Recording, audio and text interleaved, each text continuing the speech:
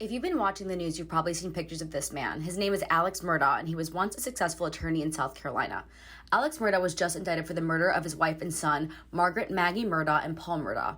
The two were found shot dead in their South Carolina home in 2021, and guess who claimed to have found them? Alex Murdaugh. Sounds wild already, right? Well, the two alleged murders aren't even half the story. The seemingly unsuspecting wealthy South Carolina family has been involved in more controversy than you can imagine. From the mysterious death of a housekeeper to a boating incident that left a 19-year-old college student dead, there are few things this family hasn't been accused of. So let's take it back to the beginning.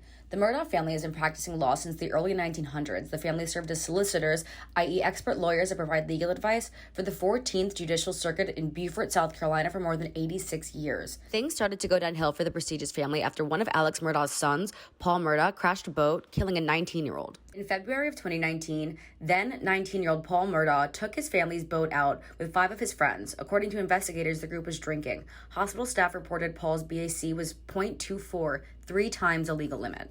At around 2 a.m., 911 operators received a call regarding a boat crash. One of the 6 teens, Mallory Beach, was nowhere to be found until 8 days later when her body turned up. Now, here's where things get fishy. According to multiple witnesses who were at the hospital after the accident, Alex Murdaugh was trying to enter the hospital rooms of each friend in an attempt to speak to them.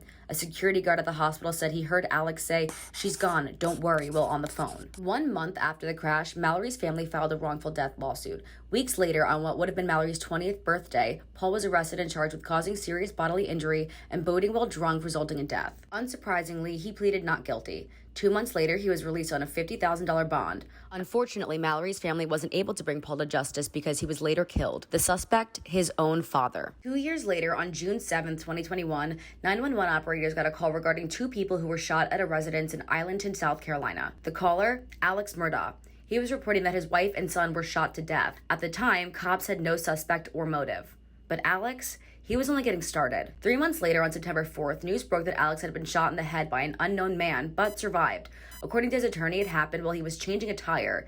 It was immediately considered an attempted murder, but in true Murdaugh fashion, the story took a turn. On September 15th, authorities came forward claiming that Alex tried to arrange his own death in order to give his surviving son, Buster, his $10 million life insurance policy. Alex allegedly employed this man, Curtis Edward Smith.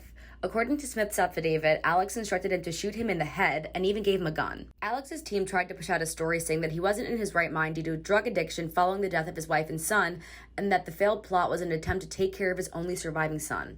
1 day later, he turned himself in. His charges included insurance fraud and falsifying a police report. We wish we could say the story ended here, but it doesn't. While Alex continued his fall from grace, officials relaunched an investigation into the death of Gloria Satterfield, the Murdaugh's housekeeper who died in 2018 due to what was reported as a trip and fall accident.